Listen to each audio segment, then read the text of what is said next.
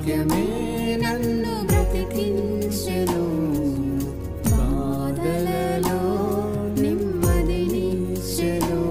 అనుదిన ఆత్మీయమన్న కార్యక్రమానికి మీ అందరినీ ప్రేమపూర్వకంగా ఆహ్వానిస్తున్నాం.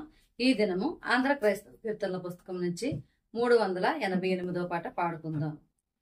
విశ్వాసముతో వేరెడి వారికి విశ్వమంతయును వీల్పడును. శాశ్వత రాజ్యాధీశ్వరుడాడ్యుడు శాశ్వతమగుని శాసనమిచ్చెను. విశ్వాసముతో వేడెడి వారికి విశ్వమంతయును వీల్పడును. బిడ్డలు తండ్రుల వేడగనన్నము, బెడ్డలిచ్చు వేరులు గలరే. దొడ్డ తండ్రినిలా దోడ్పాటడిగిన నడ్డులేక విమలాత్మన సంగును.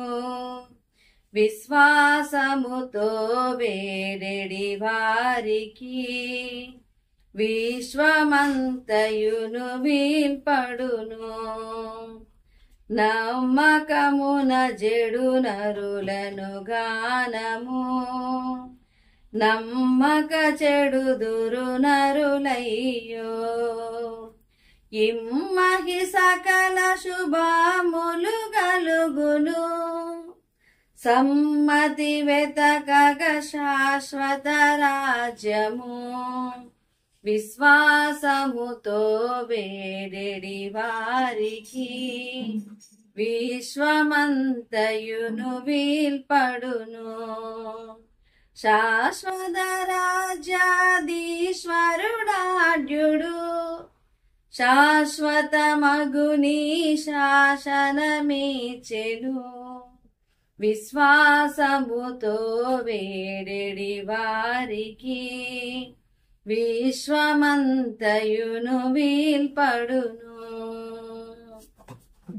క్రీస్తునందు ప్రియమైన దేవుని బిడ్డలారా, మరొక నూతనమైన దినము దేవుడు అనుగ్రహిస్తూ ఉన్నారు. అనుదిన ఆత్మీయమన్న కార్యక్రమానికి మిమ్మల్ని ప్రేమపూర్వకంగా ఆహ్వానిస్తూ ఉన్నాను.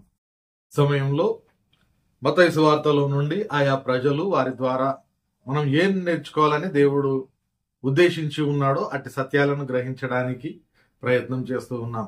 ఈరోజు మనం ధ్యానం చేసుకోబోయే వ్యక్తి మత్తయి సువార్త 27వ అధ్యాయము 19వ వచనంలో మనం చూస్తాం. అతడు న్యాయపీఠము మీద కూర్చుండి ఉన్నప్పుడు అతని భార్య, నీవు ఆ నీతిమంతుని జోలికి పోవద్దు, ఈ పొద్దు ఆయనను గూర్చి నేను కలలో మిక్కిలి బాధపడితినని అతని యొద్దకు వర్తమానము పంపెను. ప్రియమైన దేవుని బిడ్డలారా, మనం చదువుకున్న ఈ భాగం మత్తయి సువార్త 27వ అధ్యాయం 19వ వచనంలో చెప్పబడుతూ ఉన్న అతని భార్య అని అంటే పొంతి పిలాతు యొక్క భార్యను గురించి అక్కడ ప్రస్తావన మనం చూస్తూ ఉన్నాం. పరిశుద్ధ గ్రంథం అంతట్లో ఈ ఒక్క వచనంలోనే ఆమెను గురించి ప్రస్తావించబడుతూ ఉంది. అది కూడా ఆమెకు పేరు లేకుండా పిలాతు యొక్క భార్యగా మాత్రమే ఆమెను ప్రస్తావించబడుతూ ఉంది. ఒక్క వాక్యంలోనే ఆమె గురించి చెప్పినప్పటికీ కూడా ఆమె నుండి మనము కొన్ని విషయాలను నేర్చుకోవచ్చు అని ప్రభు ఇస్తూ ఉన్న ఆ యొక్క తలంపులను బట్టి మీతో కొన్ని మాటలు పంచుకోవాలని ఆశపడుతూ ఉన్నాను. మొదటిగా ఆమె గురించిన పాఠముల కంటే ముందు ఆమె యొక్క చరిత్రను మనము జ్ఞాపకం చేసుకుంటే, మనకు పరిశుద్ధ గ్రంథంలో పేరు ఇవ్వబడకపోయినప్పటికీ కొన్ని ఆర్థడాక్స్ చర్చెస్ లో, అంటే ఉదాహరణకు eastern orthodox, oriental orthodox, Ethiopian orthodox churches లో ఆమె ఒక సెయింట్ గా పరిగణింపబడతా ఉంది. అంత మాత్రమే కాకుండా న్యూ టెస్టిమెంట్ అపోక్రిఫా అనేసరికి ఈ బైబిల్ కు సంబంధించిన అవి కూడా లేఖనాలే, అవి కూడా రాతలే, కానీ ఈ బైబిల్లో చేర్చబడని పుస్తకాలు అన్నమాట అవన్నీ. వాటిల్లో ఈమెను గురించిన ప్రస్తావన వస్తుంది. ఆ ప్రస్తావనల ప్రకారము ఆమె పేరు క్లౌదియా ప్రొక్యులా అని చెప్తా ఉన్నారు. పొంతి పిలాతు యొక్క భార్య పేరు క్లౌదియా ప్రొక్యులా అని చెప్తూ ఉన్నారు. అంతేకాకుండా ఆమె అపోస్తలుల పౌలు యొక్క కార్యములు అనే అపోక్రిఫల్ పుస్తకంలో ఆమె బాప్తిస్మం కూడా తీసుకున్నట్లు చెప్పబడుతూ ఉంది. అంత మాత్రమే కాకుండా నికోదేము సువార్త అనే గ్రంథంలో ఆమె క్రైస్తవ్యాన్ని అంగీకరించి విశ్వాసమైన జీవితాన్ని జీవించింది కాబట్టి ఆమె యొక్క విశ్వాస జీవితాన్ని బట్టి హతసాక్షి అయింది అని కూడా నికోదేము సువార్త అనే గ్రంథంలో మనం చూడగలుగుతాం. కాబట్టి పరిశుద్ధ గ్రంథంలో అవేవి మనకు లేవు, కానీ యేసుక్రీస్తు చారిత్రక పురుషుడు. అంత మాత్రమే కాకుండా పొంతి పిలాతు దగ్గర ఆయన ఉండడం అనేది చరిత్రలో ఖచ్చితంగా జరిగింది. కాబట్టి ఆయన యొక్క భార్య పేరు ఇవి కూడా చరిత్రలో ఖచ్చితంగా లిఖించబడి ఉంటాయి. పరిశుద్ధ గ్రంథంలో అవి లేకపోయినప్పటికీ ఆమె యొక్క పేరు, ఆమె యొక్క క్రియలు అన్ని కూడా మనకు ఇతర గ్రంథాల ద్వారా లభిస్తూ ఉన్నాయి. దానిని బట్టి ఆమె పేరు మనకు తెలుసుకోవచ్చు. అంత మాత్రమే కాకుండా తన భర్త మరణానంతరము ఆమె విశ్వాసంలోనికి వచ్చి క్రీస్తును అంగీకరించి విశ్వాస జీవితాన్ని జీవిస్తూ హతసాక్షి అయిపోయింది. దానిని బట్టి ఆమెకు ఈ ఆర్థడాక్స్ చర్చెస్ అన్ని కూడా సెయింట్హుడ్ నిచ్చినట్టుగా కూడా మనం చూస్తూ ఉన్నాం. ఇక ఆమెను గురించిన పాఠములు మనం నేర్చుకోవడానికి ప్రయత్నం చేస్తే మొట్టమొదటి పాఠము, దేవుడు ఎవరినైనా తన యొక్క పరిచర్య కొరకు ఉపయోగించుకోవచ్చు. కాబట్టి ఈరోజు ఈ ఒక్క పాఠాన్ని మనం చూసుకుంటాం. ఈ 19వ వచనం 27వ అధ్యాయం మత్తయి సువార్తలో మనం చూస్తే, అతడు న్యాయపీఠము మీద కూర్చుండి ఉన్నప్పుడు అతని భార్య, నీవు ఆ నీతిమంతుని జోలికి పోవద్దు, ఈ ప్రొద్దు ఆయనను గూర్చి నేను కలలో మిక్కిలి బాధపడి తిని అని అతని యొద్దకు వర్తమానమును పంపెను అనే మాటను మనం చూస్తూ ఉన్నాం. ఆమె ఎప్పుడైతే పిలాతు దగ్గరికి ఆ వర్తమానము పంపించిందో అప్పటికి ఆమె క్రీస్తును అంగీకరించిన వ్యక్తి కాదు. అయినప్పటికీ ఒక అన్యురాలు ఆమె అయినప్పటికీ కూడా యేసుక్రీస్తును గురించి ఒకవేళ ఆమె విని ఉండొచ్చు, లేకపోతే ఆయన చేసిన అద్భుతములను ఆమె చూసి ఉండొచ్చు.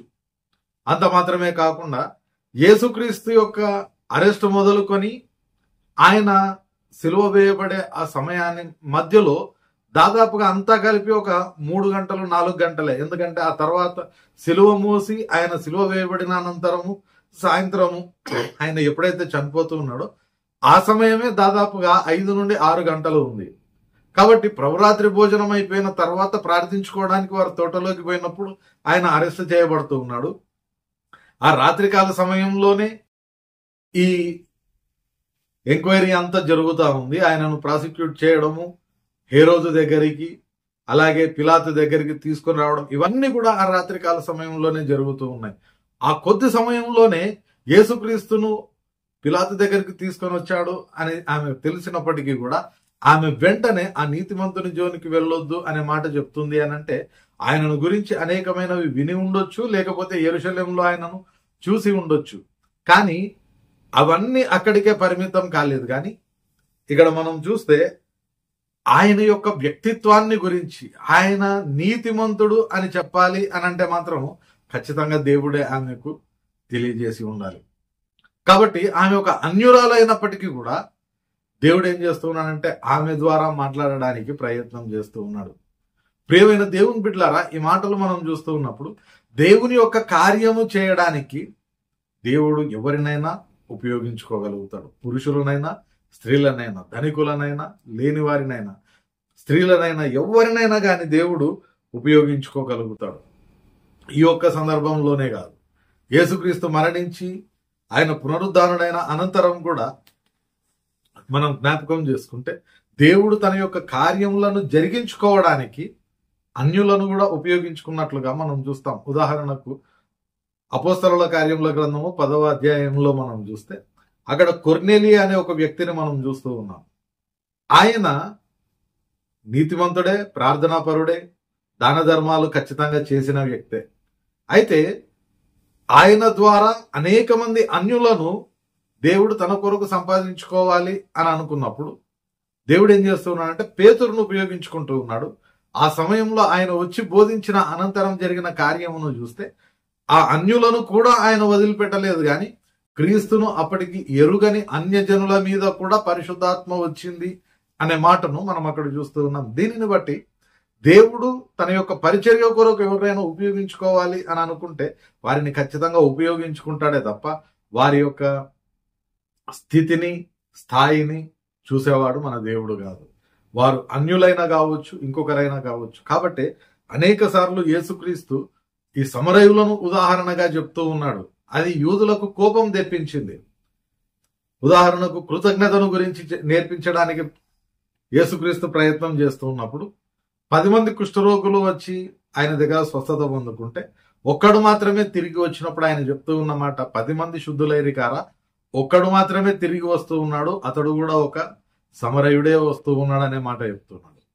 అంతేకాకుండా మంచి సమరయుని కథ చెప్పినప్పుడు కూడా అక్కడ సమరయులనే చెప్పాల్సిన అవసరం లేదు, వేరే ఎవరినైనా చెప్పొచ్చు. కానీ అన్యులను కూడా ఆయన ఇంక్లూడ్ చేస్తూ ఉన్నాడు అనంటే దేవుడు తన యొక్క పరిచర్య కొరకు ఉపయోగించుకునే క్రమంలో ఏ విధమైన తారతమ్యాలు తేడాలు ఆయన చూడడు అనే విషయము మనకు అక్కడ స్పష్టమవుతా ఉంది. ఆ ప్రకారమే ఈ పిలాతు భార్య అన్యురాలు అయినప్పటికీ కూడా, ఒక స్త్రీ అయినప్పటికీ, బలహీన ఘటమైనప్పటికీ, ఎవరైతే ఆయనకు తీర్పు తీర్చబోతూ ఉన్నాడో ఆయనకు భార్య అయినప్పటికీ ఆమె ద్వారా దేవుడు ఆయనకు వర్తమానం పంపిస్తూ ఉన్నాడు. ఆ పిలాతుకు భార్య ద్వారా ఆ యొక్క వర్తమానం వచ్చింది. కాబట్టి ప్రియమైన దేవుని బిడ్డలారా, ఒకవేళ మనం ఇంకా ఆయుష్తో ఈ లోకంలో మనం జీవిస్తూ ఉన్నాము అనంటే ఖచ్చితంగా దేవుడు ఒక ఉద్దేశం కలిగే మనల్ని ఇంకా బ్రతికింపజేస్తూ ఉన్నాడు. కాబట్టి ఈ క్రమంలో ఏ ఉద్దేశం, ఏ పని నెరవేర్చుకోవడానికి దేవుడు మనల్ని ఇంకా బ్రతికింపజేస్తూ ఉన్నాడో మనం ఆలోచన చేస్తాం. దేవునిని అడగడానికి ప్రయత్నం చేయాలి. ఆయన యొక్క ఉద్దేశం నెరవేర్చే జీవితాన్ని జీవించడానికి మనము ప్రయత్నం చేయాలి. కాబట్టి ఈరోజు ఒకటే పాఠాన్ని మనం నేర్చుకుంటూ ఉన్నాం. దేవుడు ఎవరినైనా తన యొక్క పరిచర్య కొరకు ఉపయోగించుకోవచ్చు. ఒకవేళ మనల్ని ఇంకా ఆయుష్తో నింపి ఉన్నాడు, ఆరోగ్యంతో నింపి ఉన్నాడు అని అంటే ఆయన యొక్క పరిచర్య ఇంకా మనం ఒకవేళ చేయవలసి ఉన్నదేమో. అది దేవునిని అడిగి కనుక్కొని దానిని నెరవేర్చే జీవితాన్ని జీవించడానికి ప్రయత్నం చేద్దాం. పరిశుద్ధాత్మ దేవుడు సహాయం దయచేయునుగాక. ప్రార్థన చేసుకుందాం. పరిశుద్ధుడైన దేవా, ప్రేమగల మా తండ్రి, నేటి దినాన ప్రభువా పిలాతు భార్య ద్వారా మీరు మాతో మాట్లాడిన విధానంను బట్టి నీకు వందనాలు చెల్లించుకుంటూ ఉన్నాం. నీవు కేవలం క్రైస్తవులకు, విశ్వాసులకు మాత్రమే దేవుడవు కాదని, అందరికీ కూడా దేవుడవని, ఎవరినైనా నీ పరిచర్య కొరకు ఉపయోగించుకోగలవని ప్రభువా మేము నేర్చుకున్నాం. ప్రభువా, అటు రీతిగా మా పట్ల మీరు ఎట్టి ప్రణాళిక కలిగి ఉన్నారు. అటు నీ ప్రణాళికను నెరవేర్చి జీవితాన్ని మేము ఈ లోకంలో జీవించుటకు నీ కృప మాకందరికి దయచేయమని వినిన ప్రతి వారి హృదయంలో ఈ వాక్యంను మీరే నాటి భద్రపరిచి ఫలింపజేస్తూ నేటి మా పనులన్నింటిలో ప్రభుత్వం మీరే తోడుగా ఉండి ప్రతిదీ విజయవంతంగా జరిగించుకోవడానికి, ముగించుకోవడానికి కృప దయచేస్తూ నిశ్చితమైతే ప్రభా రేపటి దినాన మరొక పర్యాయం నీవు అనుగ్రహించే అనుదినాత్మీయమన్న భుజించే వరకు నీ సన్నిధిని మాకందరికి తోడుగా ఉంచుమని వేడుకుంటూ యేసు పరిశుద్ధ నామమున ప్రార్థిస్తున్నాం తండ్రి, ఆమెన్. తండ్రి, కుమార, పరిశుద్ధాత్మ త్రియేక దేవుని సకల దీవెనలు సదాకాలం మనకందరికి తోడయుండి నడిపించునుగాక. ఆమెన్.